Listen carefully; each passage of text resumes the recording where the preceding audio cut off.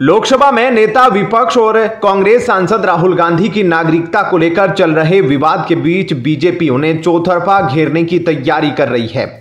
BJP नेता सुब्रमण्यम स्वामी, जो अक्सर ही अपने बयानों को लेकर चर्चा में बने रहते हैं, वो विपक्ष ही नहीं बल्कि भाजपा पर भी कटाक्ष करने का कोई मौका नहीं छोड़ते। इसी बीच उन्होंने राहुल गांधी को अपने निशाने पर ले लिया है। दरअसल बीजेपी नेता सुब्रमण्यम स्वामी ने सुप्रीम कोर्ट का दरवाजा खटखटाया है और राहुल की नागरिकता के मामले में दिल्ली हाई कोर्ट पहुंच गए हैं। बीजेपी नेता ने याचिका में गृह मंत्रालय को यह निर्देश देने की अपील की कि वह कांग्रेस नेता राहुल गांधी की भारतीय नागरिकता रद्द करने के अनुरोध संबंधी उनके अभियावेदन पर फैसला करे। स्वामी ने याचिका में आगे कहा कि बेक ऑप्स लिमिटेड नामक कंपनी 2003 में यूनाइटेड किंगडम में रजिस्टर्ड हुई थी, जिसमें राहुल गांधी डायरेक्टर और सेक्रेटरी थे। वहीं 2005 और 2006 में दायर कंपनी के एनुअल रिटर्न में राहुल गांधी की डेट ऑफ बर्थ 19 जून 1970 बताई गई और उनकी राष्ट्रीयता ब्रिटिश नागरिक के तौर पर बताई गई है। वैसे तो कांग्रेस से स्वामी की लड़ाई काफी पुरानी रही है। महज 24 साल की उम्र में हार्वर्ड से पीएचडी करने वाले स्वामी का इंदिरा गांधी से भी 36 का आंकड़ा रहा है। बात 1968 की है। उस समय अमर्त्य सेन ने स्वामी को दिल्ली स्कूल ऑफ इकोनॉमिक्स में पढ़ाने का न्योता दिया था। स्वामी ने उनका निमंत्रण स्वीकार कर दिल्ली में पढ़ना शुरू कर दिया। एक साल बाद 1969 में स्वामी ने आईआईटी दिल्ली ज्वाइन कर लिया। इंदिरा गांधी से नाराजगी की वजह से 1972 में उन्हें आईआईटी की नौकरी गंवानी पड़ी। मामला अदालत तक पहुंचा। आखिरकार 1991 में फैसला स्वामी के पक्ष में आया। फैसले के बाद वे एक दिन के लिए आईआईटी दिल्ली गए। इसके बाद उन्होंने इस्तीफा दे दिया। स्वामी कांग्रेस पार्टी को विदेशी पार्टी बता चुके हैं। उनका कहना है कि कांग्रेस कोई पार्टी नहीं बल्कि विदेशी लोगों का गुट है। इसमें सब लोग एक गुलाम हैं। स्वामी का कहना है कि जब तक कांग्रेस से नेहरू परिवार की छुट्टी नहीं हो जाती तब तक कांग्रेस का कोई भविष्य नहीं है। साल 2012 में स्वामी ने चुनाव आयोग से कांग्रेस पार्टी की मान्यता रद्द करने की मांग की थी। उन्होंने एसोसिएटेड जर्नल्स लिमिटेड को लोन देने का हवाला देते हुए पार्टी की मान्यता रद्द करने की मांग की थी। स्वामी राहुल गांधी को लेकर अक्सर आक्रामक रहते हैं। वे राहुल गांधी को बेवकूफ से लेकर नशा करने वाला तक बता चुके हैं। इस साल एक यूट्यूब चैनल को दिए इंटरव्यू में उन्होंने राहुल गांधी को बेवकूफ बताया था। वहीं स्वामी ने जुलाई 2019 में राहुल गांधी को नशेड़ी बताया था। स्वामी ने कहा था कि राहुल गांधी कोकीन लेते हैं। उनका कहना था कि राहुल गांधी का यदि डोप टेस्ट किया जाए तो वे फेल हो जाएंगे। उसके बाद स्वामी के खिलाफ केस भी दर्ज हुआ था। इतना ही नहीं, स्वामी राहुल की डिग्री पर भी सवाल उठा चुके हैं। 2019 में भी स्वामी ने एक ट्वीट में कहा था कि कैम्ब्रिज सर्टिफिकेट के अनुसार राहुल गांधी का नाम राहुल विंसी है। Rahul national economic planning and policy में फेल हो गए थे। उन्होंने एक सर्टिफिकेट भी पोस्ट किया था। फिलहाल इस खबर में इतना ही। आपका क्या कुछ कहना है कमेंट सेक्शन में जरूर बताएं। आगे की अपडेट के लिए बने रहिए लाइव टीवी न्यूज के साथ। धन्यवाद। इंडियन ओवरसीज कांग्रेस के अध्यक्ष सैम पित्रोदा ने IANS के साथ बातचीत में कांग्रेस नेता, सांसद और लोकसभा में LOP राहुल गांधी के सितंबर में अमेरिकी दौरे और उनके लंदन यात्रा के दौरान खालिदा जिया के बेटे तारिक रहमान से मुलाकात की खबर पर भी अपनी प्रतिक्रिया दी। IANS की तरफ से उनसे सवाल किया गया कि ऐसी खबरें हैं कि राहुल गांधी सितंबर में अमेरिका का दौरा करेंगे, उनके आयोजन और कार्यक्रम क्या होंगे, क्योंकि चुनाव आयोग ने चुनाव की तारीखों की घोषणा कर दी है। क्या राहुल गांधी की अमेरिका यात्रा स्थगित हो जाएगी? इस पर सैम पित्रोदा ने कहा कि उनके दौरे के बारे में अभी कुछ भी कहना जल्दबाजी होगा। हम इस पर काम कर रहे हैं। उम्मीद है जब तारीखें फाइनल हो जाएगी तो हम इस बारे में एक प्रेस कॉन्फ्रेंस करेंगे। यदि यात्रा स्थगित हो जाती है तो यह उनका निर्णय होगा। वे राहुल गांधी अपने कार्यक्रम के आधार पर निर्णय लेंगे। वहीं राहुल गांधी की लंदन यात्रा के दौरान खालिदा जिया के बेटे तारिक रहमान से मुलाकात की खबर और इस मुलाकात की वजह क्या थी, यह पूछे जाने पर सैम पित्रोदा ने कहा कि सबसे पहले यह गलत है। मैं हर समय राहुल गांधी के साथ था, लेकिन लोग झूठ बोलते हैं। भारत में झूठ बोलना एक साधारण बात है। इस तरह की गलत सूचनाएं लगातार चलती रहती है। मैं इस तरह की जानकारी पर ध्यान नहीं देता। लोगों को झूठ बोलने के लिए पैसे मिलते हैं तो आप क्या करते हैं? आप इसके साथ रहते हैं। वहीं जब IANS की तरफ से उनसे सवाल किया गया कि आप एक बार फिर ओवरसीज कांग्रेस के अध्यक्ष बन गए हैं, क्या विरासत कर पर आपके बयान की गलत व्याख्या की गई या उसे संदर्भ से बाहर कर दिया गया? तो सैम पित्रोदा ने कहा, मैंने जो कहा उस पर कायम हूं। मैं जानता हूं कि भारत में ट्रोल और झूठ बोलने वाले लोग हैं और लोगों को हमला करने के लिए पैसे दिए जाते हैं और मैं इसे पैकेज के हिस्से के रूप में लेता हूं। मैंने कभी नहीं कहा कि भारत में विरासत कर लागू किया जाना चाहिए। मैंने कहा कि अमेरिका में ऐसा ही होता है, जो ठीक है। अगर मैं कहता भी तो भारत में ऐसी व्यवस्था है कि संसद में बहस होगी, चर्चा होगी। यह बातें सिर्फ सैम पित्रोदा के कहने से नहीं होती। यदि आप चुनाव के दौरान अर्थव्यवस्था, मुद्रास्फीति और बेरोजगारी जैसी महत्वपूर्ण बातचीत से ध्यान भटकाना चाहते हैं तो आप सैम पित्रोदा के पीछे चले जाते हैं। यह सोशल मीडिया पर ऐसे काम करने के लिए नियुक्त लोगों के एक समूह द्वारा किया गया एक संगठित हमला है। एक और उदाहरण है जब मैंने विविधता के बारे में बात की।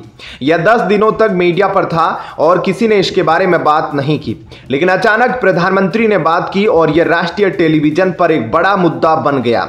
फिलहाल इस खबर में इतना ही। आपका क्या कुछ कहना है? आगे की अपडेट के लिए बने रहिए लाइव टीवी न्यूज के साथ। धन्यवाद। चुनाव आयोग ने जम्मू कश्मीर में विधानसभा चुनाव की तारीखों का ऐलान कर दिया है। अनुच्छेद 370 हटने के बाद घाटी में पहली बार विधानसभा के चुनाव होने जा रहे हैं। सारे राजनीतिक दल चुनाव की तैयारी में जुट गए हैं। इसी बीच बीजेपी ने दावा किया है कि वह अकेले दम पर जम्मू कश्मीर में चुनाव लड़ेगी। हालांकि कुछ सीटों पर निर्दलीय उम्मीदवारों का समर्थन करेगी। वहीं जम्मू कश्मीर विधानसभा चुनाव का बिगुल बजते ही कांग्रेस राज्य में एक्टिव हो गई है। पार्टी से जुड़े सूत्रों का कहना है कि गांधी परिवार चाहता है कि पूर्व सीएम गुलाम नबी आजाद की पार्टी में वापसी हो। इसके लिए सीनियर नेताओं ने उनसे बात करना शुरू कर दिया है। जम्मू कश्मीर में विधानसभा चुनाव की तारीखों का ऐलान होने के बाद कहा जा रहा है कि अलग अलग राजनीतिक दलों के कई नेता कांग्रेस में शामिल हो सकते हैं। इसमें सबसे बड़ा नाम गुलाम नबी आजाद का है। हालांकि गुलाम नबी आजाद ने कांग्रेस के ऑफर को 2 मिनट में ही ठुकरा दिया। अब उनकी पार्टी ने साफ कर दिया है कि वे कांग्रेस में नहीं जाने वाले। गुलाम नबी आजाद ने 26 अगस्त को कांग्रेस छोड़ दी थी। आजाद ने अपने इस्तीफे के तौर पर पार्टी की अंतरिम अध्यक्ष सोनिया गांधी को 5 पन्ने की चिट्ठी भेजी थी और उनकी सिफारिशों को नजरअंदाज करने का आरोप लगाया था। आजाद ने लिखा था, राहुल गांधी ने पार्टी में एंट्री के साथ ही सलाह के मैकेनिज्म को तबाह कर दिया। खासतौर पर जनवरी 2013 में उनके उपाध्यक्ष बनने के बाद तो पार्टी में यह सिस्टम पूरी तरह बंद हो गया। गुलाम नबी आजाद पार्टी से अलग उस G23 समूह का हिस्सा थे जो पार्टी में कई बड़े बदलावों की पैरवी करता है। उन तमाम गतिविधियों के बीच इस इस्तीफे ने गुलाम नबी आजाद और उनके कांग्रेस के साथ रिश्तों पर सवाल खड़ा कर दिया है। दरअसल जम्मू कश्मीर के पूर्व मंत्री ताज मोइनुद्दीन ने शनिवार 17 अगस्त को ऐलान किया कि वे एक बार फिर से कांग्रेस में शामिल होने वाले हैं। उन्होंने कहा कि वे डेमोक्रेटिक प्रोग्रेसिव आजाद पार्टी से इस्तीफा दे रहे हैं। पीटीआई से बातचीत में मोइनुद्दीन ने कहा, मैंने डेमोक्रेटिक प्रोग्रेसिव आजाद पार्टी DPAP से इस्तीफा दे दिया है। उनके इस्तीफे के बाद से ही आजाद के कांग्रेस में जाने की अटकलें तेज हो गई थी। हालांकि अब पार्टी की तरफ से इस पर बयान सामने आ गया है। जम्मू कश्मीर में सितंबर में विधानसभा चुनाव होने वाले हैं। इसे लेकर शुक्रवार से आदर्श आचार संहिता लागू हो गई है। 2019 में आर्टिकल 370 हटने के बाद यहां पहली बार चुनाव होने वाले हैं। जम्मू कश्मीर में 18 सितंबर से 3 चरणों में विधानसभा चुनाव कराने की घोषणा की गई है। नतीजों का ऐलान 4 अक्टूबर को किया जाएगा। जम्मू कश्मीर विधानसभा को लेकर बीजेपी की इलेक्शन कमेटी की बैठक होने वाली है। इस बैठक में जम्मू कश्मीर के अध्यक्ष Ravindra Raina BJP election committee के अध्यक्ष बनाए गए। केंद्रीय मंत्री जी किशन रेड्डी, केंद्रीय मंत्री डॉक्टर जितेंद्र सिंह, जम्मू कश्मीर के पूर्व उप मुख्यमंत्री और मैनिफेस्टो के अध्यक्ष बनाए गए डॉक्टर निर्मल सिंह सहित पार्टी के वरिष्ठ नेता कविंदर गुप्ता मौजूद होंगे। फिलहाल इस खबर में इतना ही। आगे की अपडेट के लिए बने रहिए लाइव टीवी न्यूज के साथ। धन्यवाद। जय हिंद। झारखंड के पूर्व मुख्यमंत्री और आदिवासी नेता चंपई सोरेन बीजेपी में शामिल हो सकते हैं। चंपई सोरेन के साथ कई अन्य विधायक भी बीजेपी में शामिल होने वाले हैं। चंपई सोरेन एकदम साफ सुथरे छवि वाले नेता हैं। उनके ऊपर कोई आरोप या कोई भ्रष्टाचार के मामले नहीं हैं। हेमंत सोरेन ने उनका इस्तेमाल किया, इसलिए वह हेमंत सोरेन से काफी नाराज हैं। झारखंड में कुछ ही दिनों में विधानसभा चुनाव होने वाले हैं। उससे पहले वहां की सियासत हलचल तेज हो गई है। पूर्व मुख्यमंत्री और जेएमएम के नेता चंपई सोरेन के भाजपा में शामिल करने की बात सामने आ रही है। झारखंड में हेमंत सोरेन सरकार पर संकट के बादल भी मंडरा रहे हैं। मीडिया में आ रही खबरों के मुताबिक चंपई सोरेन 6 विधायकों के साथ बीजेपी के राज्य प्रभारी शिवराज सिंह चौहान के संपर्क में हैं। चंपई सोरेन के साथ वाले नेताओं से हेमंत सोरेन की पार्टी का संपर्क नहीं हो पा रहा है। कहा जा रहा है कि ये सभी विधायक भी बीजेपी का दामन थाम सकते हैं। चंपई सोरेन पहले ही भाजपा के बड़े नेताओं के संपर्क में हैं और कहा जा रहा है कि वो किसी भी वक्त भाजपा ज्वाइन कर सकते हैं। हालांकि चंपई सोरेन ने ना तो ये कहा है कि वे भाजपा ज्वाइन करने वाले हैं और ना ही इससे सिरे से इनकार किया है। उनसे जब ये सवाल पूछा गया था तो उन्होंने हंसकर बात टाल दी थी और कहा कि देखिए क्या होता है। बता दें कि चंपई सोरेन अगर इन विधायकों के साथ भाजपा में शामिल होते हैं तो इससे हेमंत सोरेन की पार्टी झारखंड मुक्ति मोर्चा को बहुत बड़ा झटका लगेगा, जिससे उनकी सरकार भी गिर सकती है। रविवार की दोपहर कोलकाता से दिल्ली पहुंचे चंपई सोरेन ने कहा, बेटी से मिलने दिल्ली आया हूं। बीजेपी में जाने के सवाल पर उन्होंने कहा कि अभी पहले वाले जगह पर ही हूं, अपने निजी काम से दिल्ली आया हूं। हालांकि चंपई सोरेन ने कहा कि कोलकाता जाने के बारे में बाद में बताएंगे। उधर मीडिया रिपोर्ट में सूत्रों से दावा किया जा रहा है कि चंपई सोरेन कोलकाता में बंगाल बीजेपी के नेता शुभेंदु अधिकारी से भी मिले हैं। जिन नेताओं के साथ जेएमएम पार्टी का संपर्क नहीं हो पा रहा है उसमें दशरथ गंगराई, रामदास सोरेन, चमरा लिंडा, लोबिन हेम्ब्रम, समीर मोहंती शामिल है। बता दें कि चमरा लिंडा और लोबिन हेम्ब्रम पर लोकसभा चुनाव 2024 के दौरान पार्टी अनुशासन तोड़ने के लिए जेएमएम ने कार्रवाई की थी। वहीं समीर मोहंती जमशेदपुर लोकसभा सीट से बीजेपी के खिलाफ जेएमएम के प्रत्याशी थे। खबर तो ये भी है कि झारखंड के पूर्व मुख्यमंत्री बागी विधायकों के साथ असम भी जा सकते हैं। असम के मुख्यमंत्री हेमंत बिस्वा शर्मा झारखंड के सह प्रभारी हैं। रिपोर्ट में कहा जा रहा है कि बीती रात चंपई सोरेन कोलकाता के एक होटल में ठहरे हुए थे और रविवार की सुबह दिल्ली के लिए रवाना हुए।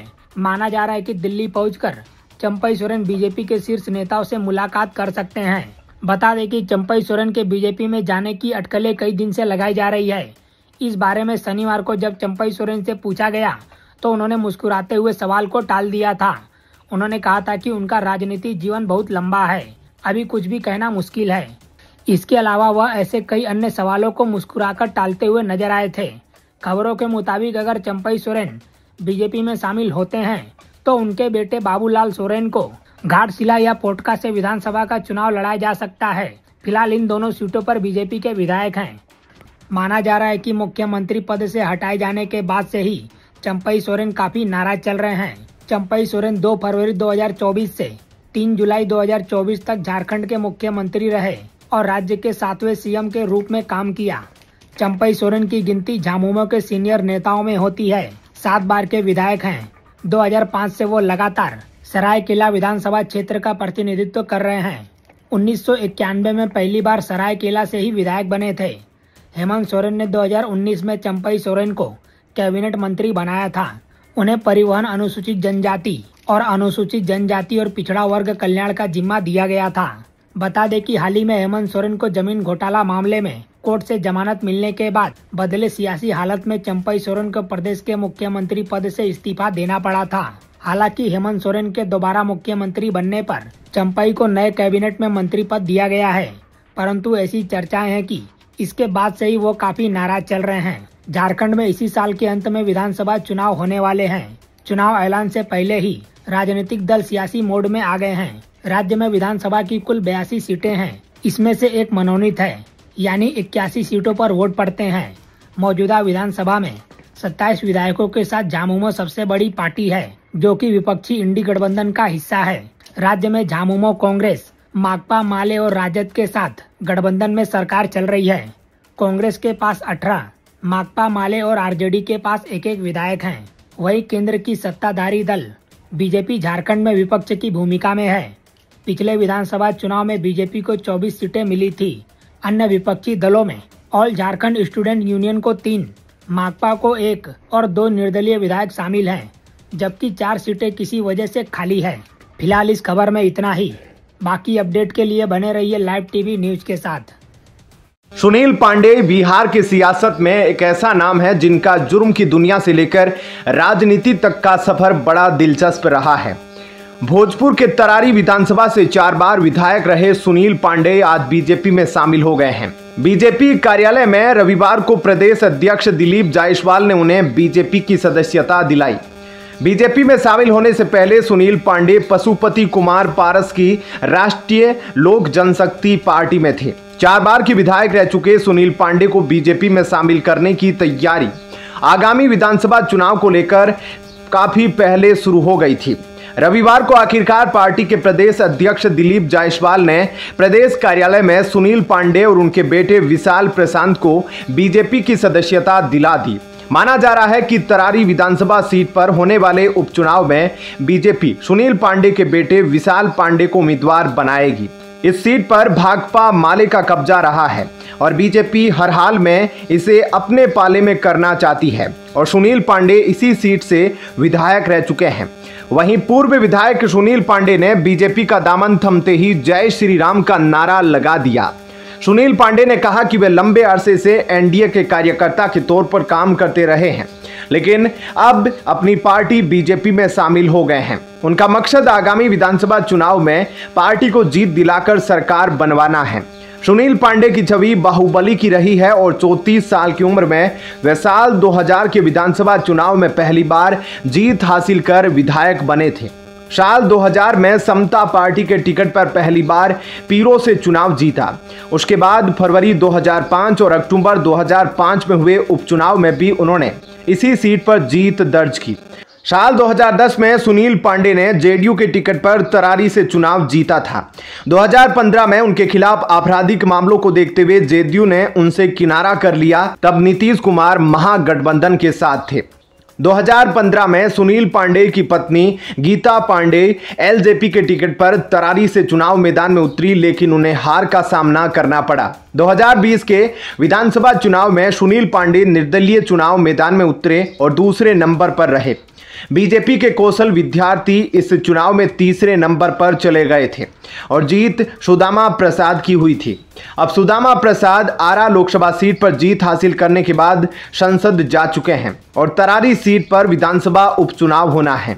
गौर करने वाली बात यह है कि बिहार में इन दिनों बाहुबलियों के अच्छे दिन चल रहे हैं। पिछले दिनों पूर्व विधायक अनंत सिंह को कोर्ट ने बरी किया और अब सुनील पांडे की बीजेपी में एंट्री हो गई है। बिहार में एनडीए और खासतौर पर बीजेपी जिस रणनीति के साथ आगे बढ़ती दिख रही है वह यह बता रहा है कि 2025 के विधानसभा चुनाव की बिसात एक बार फिर बाहुबलियों से सजी हुई होगी। फिलहाल सबको इंतजार तरारी विधानसभा उपचुनाव की घोषणा और वहां सुनील पांडे के बेटे विशाल प्रशांत को उम्मीदवार बनाए जाने का है। खैर, आपका इस खबर को लेकर क्या कुछ कहना है कमेंट सेक्शन में जरूर बताएं। फिलहाल इतना ही। आगे की अपडेट के लिए बने रहिए लाइव टीवी न्यूज के साथ। धन्यवाद।